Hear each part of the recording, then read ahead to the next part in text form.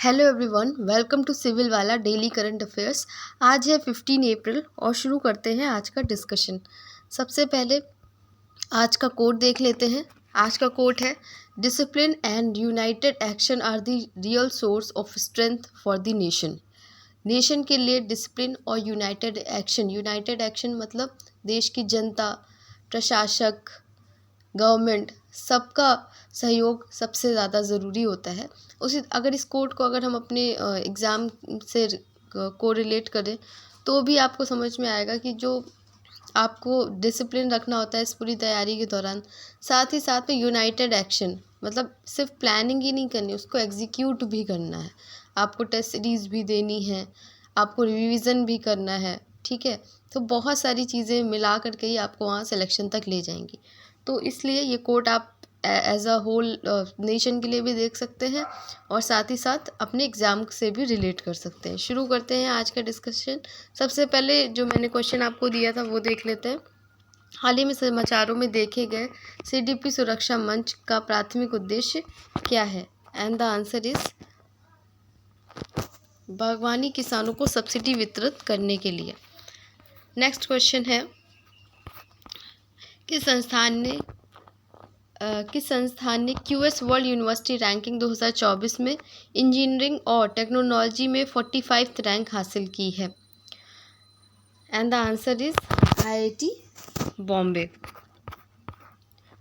तो कोई आईआईटी होती है न्यूज़ में रहती है और ये रैंकिंग जो होती है तो वो इम्पॉर्टेंट हो जाती है हमारे पीसीएस एग्ज़ाम के लिए। IIT Bombay 2024 QS world university ranking में 79.1 स्कोर के साथ इंजीनियरिंग और टेक्नोलॉजी में 45 स्थान पर पहुंच गया है।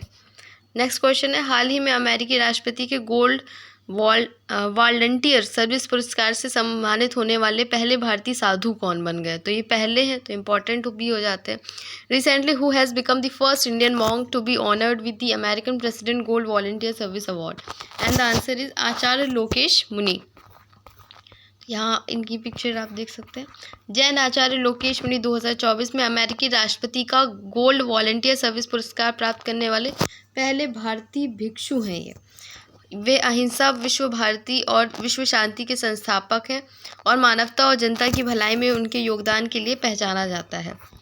नेक्स्ट क्वेश्चन है, हाल ही में मनोभ्रंश पर ब्रिटेन की एक शोध टीम का हिस्सा बनने के लिए किसे चुना गया है? मनोभ्रंश means dementia. Recently, who has been selected to be a part of Britain research team on dementia? And the answer is Ashwini Keshav. भारतीय मूल के न्यूरोलॉजिस्ट और यूनिवर्सिटी कॉलेज लंदन में सीनियर क्लिनिकल रिसर्च और मानक सलाहकार neurologist fellow doctor Ashwini Keshavan को dementia पर ब्रिटेन की शोध टीम का हिस्सा बनने के लिए चुना गया है। टीम यह देखने के लिए एक नैदानिक परीक्षण करेगी कि क्या रक्त में PTAU217 को मापने से प्रारंभिक मनोभ्रंश वाले लोगों के साथ हल्के प्रगतिशील स्मृति समस्याओं वाले लोगों में अल्जाइमर रोग के निदान की दर में वृद्धि हो सकती है। तो ये डिमेंशिया से रिलेटेड जो भी फैक्ट होंगे आप एक बार देख के जाइएगा, ठीक है। यूपीएससी में इस तरीके से इस बीमारी के बारे में पूछ सकते हैं और पीसीएस में आपको अपॉइंटमेंट से रिलेटेड पूछ लेंगे। क्वेश्चन मतलब टॉपिक तो सेम ही रहेगा पर क्वेश्चन का जो तरीका है वो डिफरेंट हो सकता है। क्वेश्चन नंबर 4, एशियाई कुश्ती चैंपियनशिप 2024 का आयोजन किस देश में किया जा रहा है? Which country is the Asian wrestling championship 2024 being organised? And the answer is Kyrgyzstan. एशियाई कुश्ती चैंपियनशिप 2024 का आयोजन किर्गिस्तान के बिश्केक में किया जा रहा है। इस चैंपियनशिप में भारत के उदित ने पुरुषों की फ्री स्टाइल में 57 किलोग्राम में रजत पदक जीता। वहीं अभिमन्यु ने 70 किलोग्राम में भारत को दूसरा पदक जिताया। अंतर्राष्ट्रीय मानव अंतरिक्ष उड़ान दिवस प्रतिवर्ष कब मनाया जाता है? When is international human space flight day celebrated every year? तो डे बहुत पूछे जाते हैं पीसीएस के एग्जाम में। 12 अप्रैल को होता है, तो आप ये डेज वगैरह, थीम वगैरह ये ज़रूर याद रखिएगा।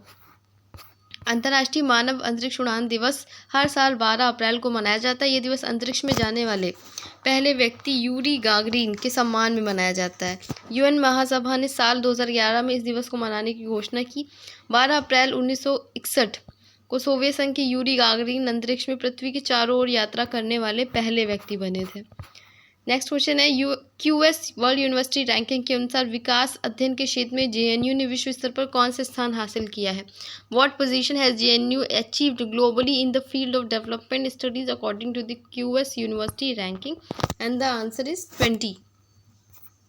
तो यहाँ पे आप देख सकते हैं JNU को 20 मिली है, IIM अहमदाबाद को 22 मिली है, और भी रैंकिंग देख सकते हैं। विकास अध्ययन के क्षेत्र में JNU ने विश्व स्तर पर 20वां स्थान हासिल किया है। भूगोल, इतिहास, आधुनिक भाषाएं, राजनीति और अंतर्राष्ट्रीय संबंध, मानव विज्ञान, अंग्रेजी भाषा और साहित्य और भाषा विज्ञान के विषयों में JNU देश के शीर्ष रैंक वाले विश्वविद्यालयों के रूप में उभरा है। नेक्स्ट क्वेश्चन है भारत और उज्बेकिस्तान के बीच संयुक्त सैन्य अभ्यास का 5वां संस्करण 15 अप्रैल से 28 अप्रैल 15 अप्रैल टू 28 अप्रैल 2024 तक उज्बेकिस्तान के टर्मेश जिले में आयोजित हुआ। The 5th edition of which joint military exercise between India and Uzbekistan was held in Termez district of Uzbekistan from 15 April to 28 April. तो आपको ये एक्सरसाइज बतानी है कौन सी हुई थी, तो वो थी हमारी दस्तलिक संयुक्त सैन्य अभ्यास। तो ये अलग से पूछ सकते हैं कि दस्तलिक संयुक्त सैन्य अभ्यास किस किस के बीच में होता है, तो ये हमारा भारत और उज्बेकिस्तान के बीच में होता है। नेक्स्ट क्वेश्चन है द्विपक्षीय निवेश संधियों BIT के बारे में निम्नलिखित में से कौन सा कथन सही है? And the answer is BIT में आमतौर पर विदेशी निवेशकों और मेजबान राज्यों के बीच विवादों को सुलझाने का प्रावधान शामिल होते हैं। तो BIT is usually include provisions for settling disputes between foreign investor and host states। इस तरह के क्वेश्चन आपको UPSC में स्पेशली देखने को मिलते हैं। ठीक है, तो आंसर है bits usually include provisions to settle dispute between foreign investor and host state। BIT usually include provision to resolve dispute between foreign investors and host state। Next question है बोत्सवाना के बारे में निम्नलिखित कथनों पर विचार कीजिए। यह दक्षिण अफ्रीका में एक ज़मीन से घिरा देश है। इसकी सीमा दक्षिण अफ्रीका, नामीबिया, जिम्बाब्वे से लगती है। यह कांजूगुला ब्रिज के माध्यम से जाम्बिया से जुड़ा हुआ है। इसका परिदृश्य कालाहरी रेगिस्तान और ओकावांगो डेल्टा द्वारा परिभाषित किया जाता है। उपरोक्त में से कौन से कथन सही हैं? तो तीनों ही हमारे कथन सही हैं।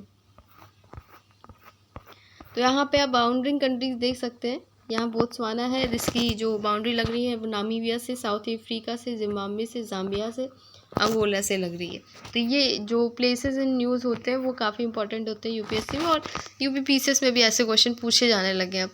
बोत्सवाना के राष्ट्रपति ने हाल ही में शिकार ट्रॉफियों के आयात पर सख्त सीमा जर्मनी के प्रस्ताव के जवाब में जर्मनी को 20,000 हाथियों को निर्यात करने की धमकी देकर सुर्खियां बटोरी हैं। यह दक्षिण अफ्रीका में एक ज़मीन से घिरा देश है जिसमें मुख्य रूप से स्वाना जाति समूह निवास करता है। ये दुनिया का सबसे कम आबादी वाले देशों में से एक है। बोत्सवाना में क्या हीरा उद्योग उच्च स्तर, प्रतिभाशाली उच्च जीवन स्तर और प्रभावशाली मानव विकास सूचकांक के लिए है। तो आज का टेस्ट क्वेश्चन है हमारा, वो देख लीजिए। एशियाई कुश्ती चैंपियनशिप 2024 का आयोजन किस देश में किया जा रहा है? Which country is the Asian wrestling championship 2024 being organised? ये इसका आंसर आपको करना है। PDF आपको टेलीग्राम चैनल से मिल जाएगा, वो शाम को आपको मिल जाता है। अगर आपको सेशन अच्छा लगा हो तो लाइक, सब्सक्राइब, कमेंट ज़रूर करें। इसका आंसर कमेंट सेक्शन में कीजिएगा जो आज मैंने पूछा है आपसे। धन्यवाद, थैंक यू।